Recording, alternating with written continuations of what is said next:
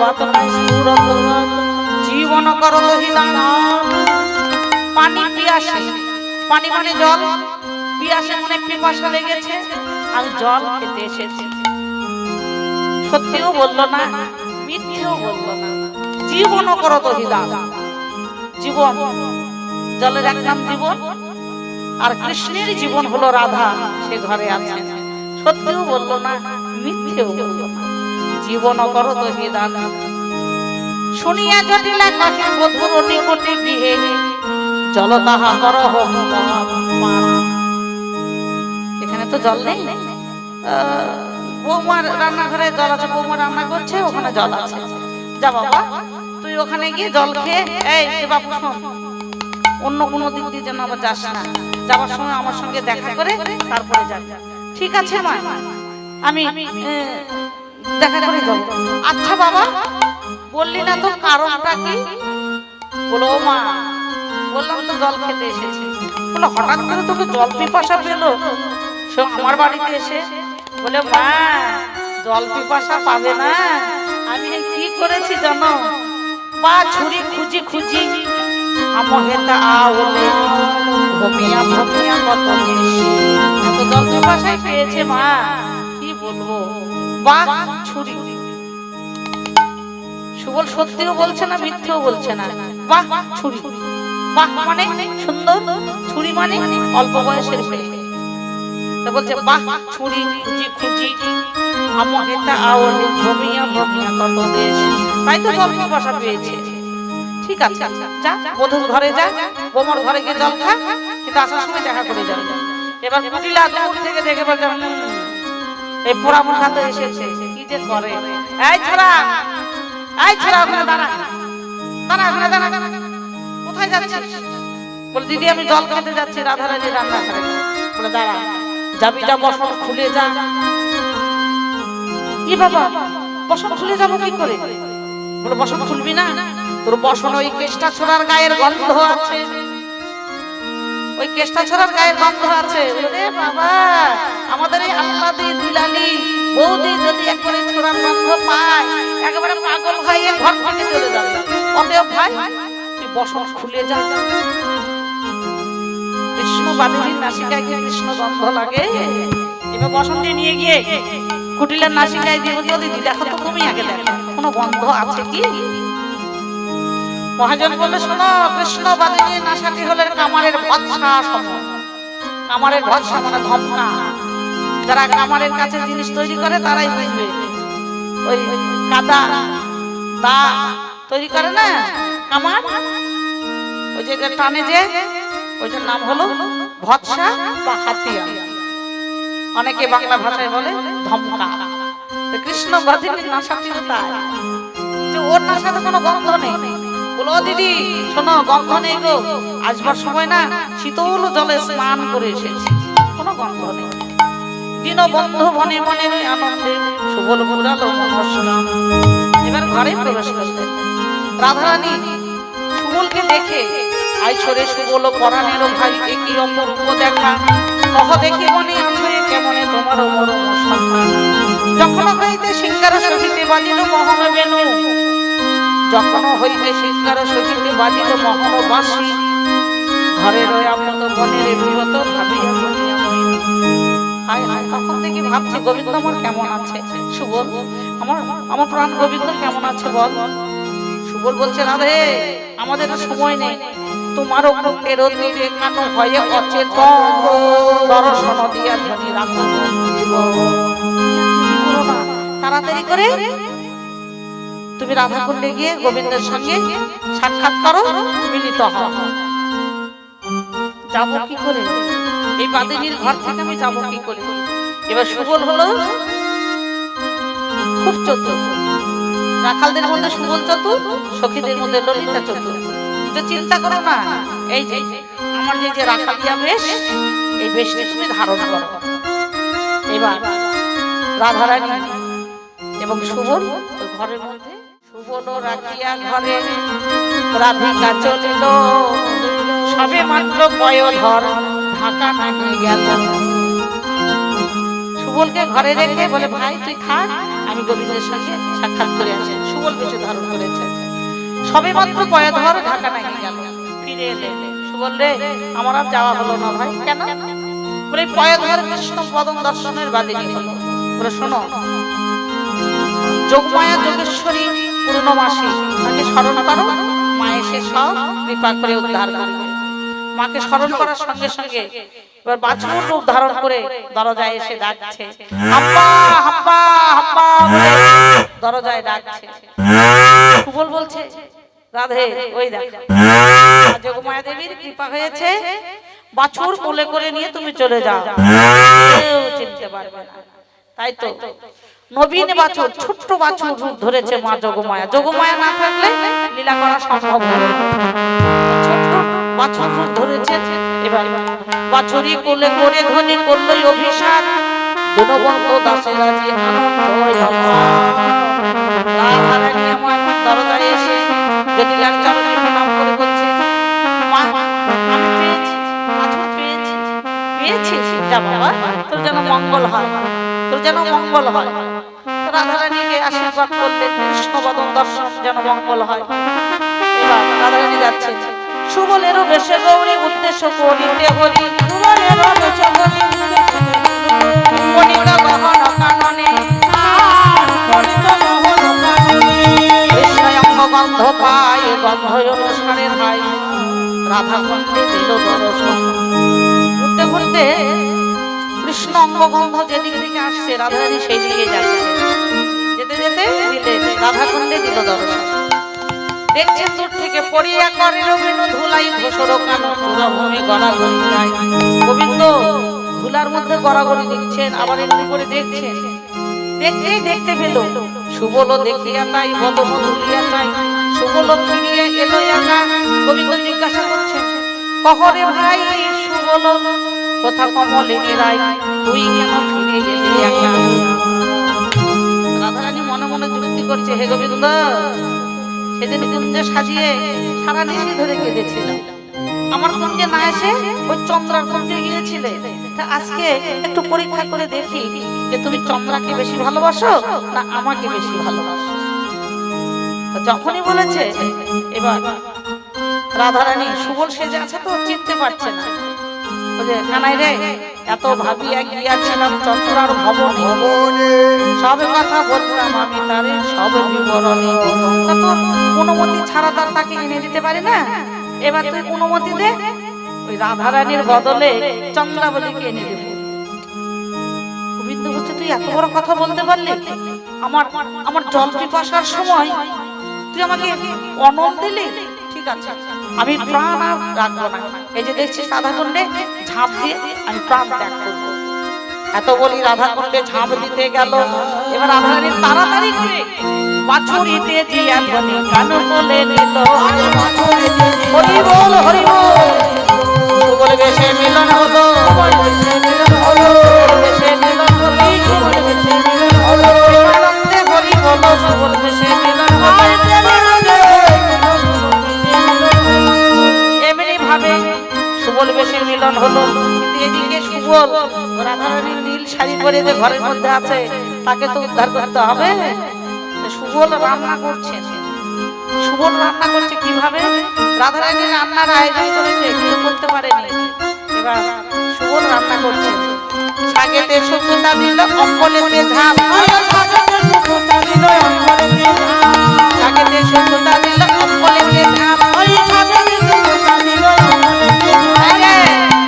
শুধু হাড়িতে চাল যাইল না, শুধু হাড়িতে চাল যাইল না। মায়েদের জিজ্ঞাসা করে, কি গো মা তোমরা যখন ভাত রান্না করো চাল দিয়ে জাল ধরিয়ে দাও না জল দিয়ে চাল দিয়ে জাল ধরো? আগে জাল ধরো। ও চাল দিয়ে জাল ধরো? না না আগে জাল ধরো। ও আগে জাল তারপরে চাল, জল নেই? খুব রাধুনি গো, কি সুন্দর রাধুনি। তা সুবল ঠিক তাই করেছে, জল না দিয়ে চাল দিয়ে জাল ধরিয়ে দিয়েছে। আর কি ভাত পুড়ে যাচ্ছে, চালগুলো পুড়ে উঠছে। পাত্রে জল ছিল, তাড়াতাড়ি করে মাথায় বুদ্ধি এলো, আচ্ছা জল দেই তো কেমন হয়, এটা পুড়ে যাচ্ছে, একটু জল দেই তো। ভাত রান্না করতে জল দিতে হয় তা তো জানে না। এবার কি করলেন, তার মধ্যে ফুটিং জলে দিল সুবল ঢালি, আর এর মধ্যে পোড়া চাল হায় হায় হায় হায় হায় গো, হাতে আবার চিমটি কাটে, আমার রান্না করা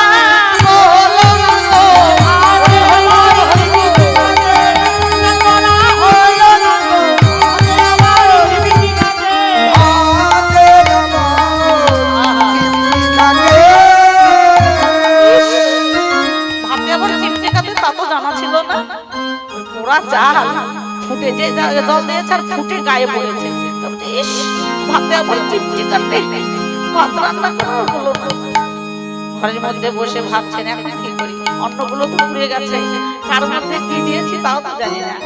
এই বাদিনীগঞ্জ যদি আসে আমি তো ধরা পড়ে যাব, তাহলে মার তো খেতেই হবে।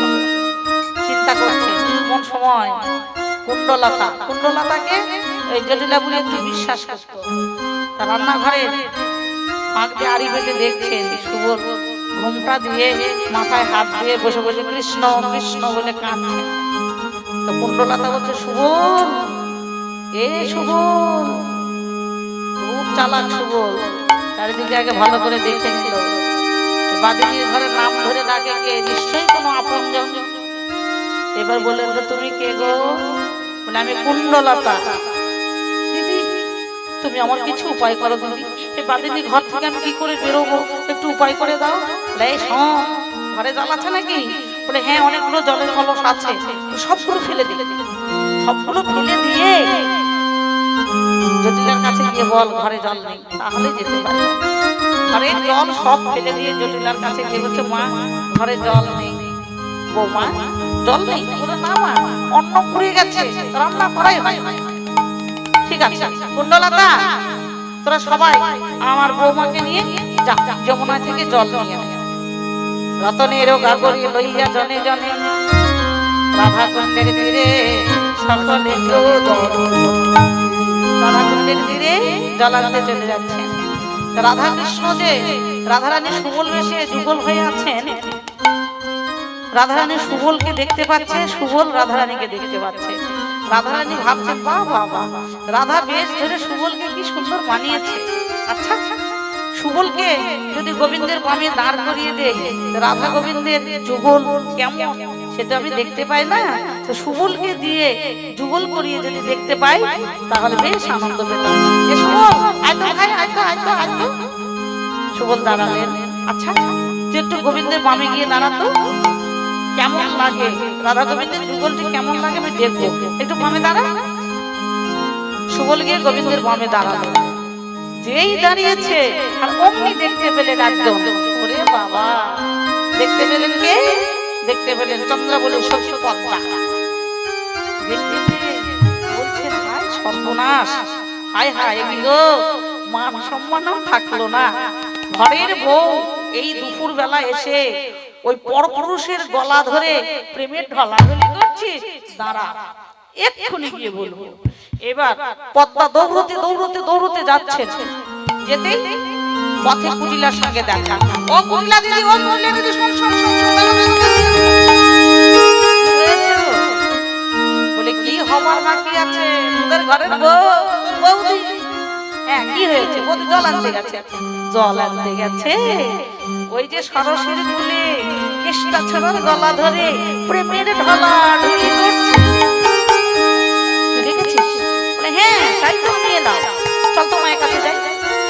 এবার মাকে গিয়ে বলছে ও মা, ও মা, কি গো কি হয়েছে? বলে মা আমাদের আর জাতকুল মান কিছু থাকলো না মা, ওই ফুলনাশা কলঙ্কিনী বউ জল আনার নাম করে সরস্বতী কুলে গিয়ে কেষ্টা ছড়ার গলা ধরে প্রেমের ঢলাঢলি। তুই দেখতে পেলি? বলে না একটু কথা বলবো, চল দেখি চল। এবার জটিলা কুটিলা যাচ্ছে, রাধারানী তো সুবল সেজে আছে, চিনতেই পারবে না।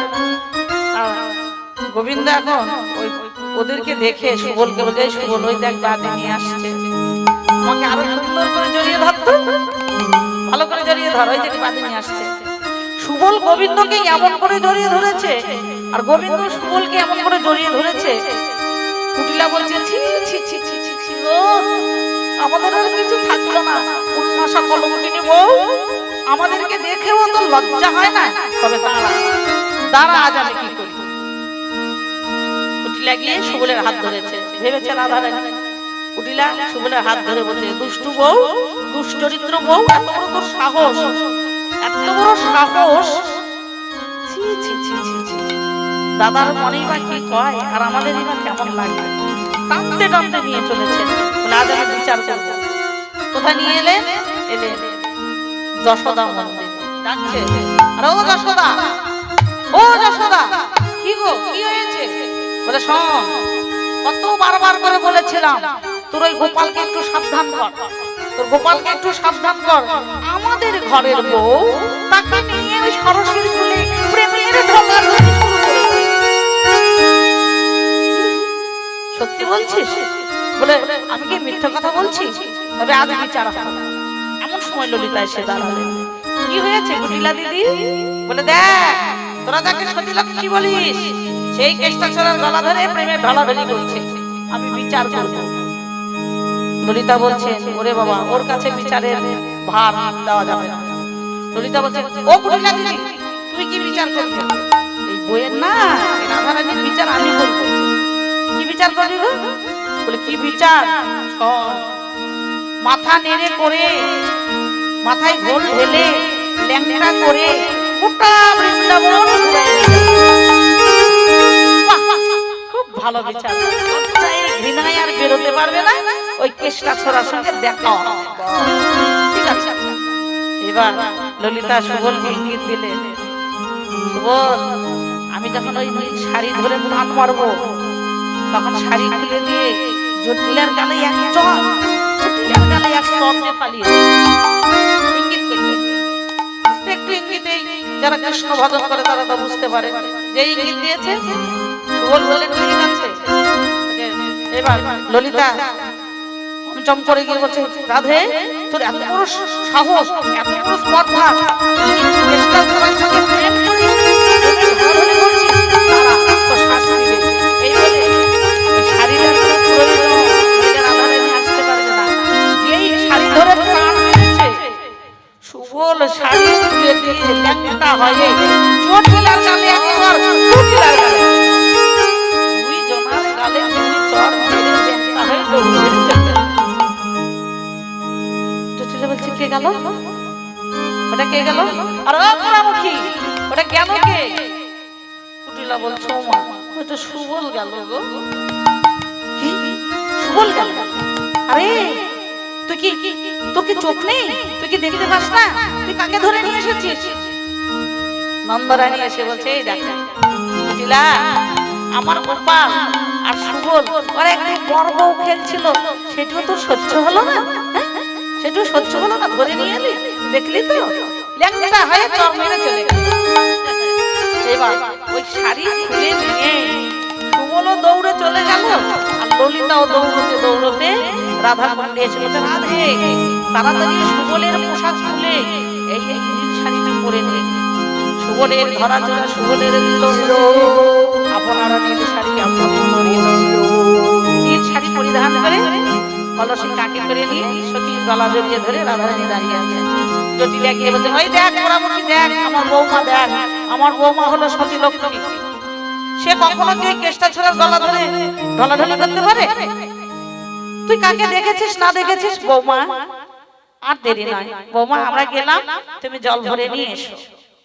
বাদিনী থাকলে রাধা গোবিন্দের মিলন হবে না। তাই তো বাদিনী চলে গেল। সখীরা বলল, রাধে, গোবিন্দের বামে গিয়ে দাঁড়া, যুগল মূরতি দর্শন করে যুগল সেবা দিয়ে আমরা তোকে নিয়ে ঘরে ফিরে যাব। তাই তো রাধে রাধে, রাধা গোবিন্দের যুগল সেবার জন্য সবাই কিছু দান করবেন আমার গোপাল সেবার জন্য। হরে কৃষ্ণ। চাঁদ বদনী ধনী চাঁদের বামে দাঁড়ালো,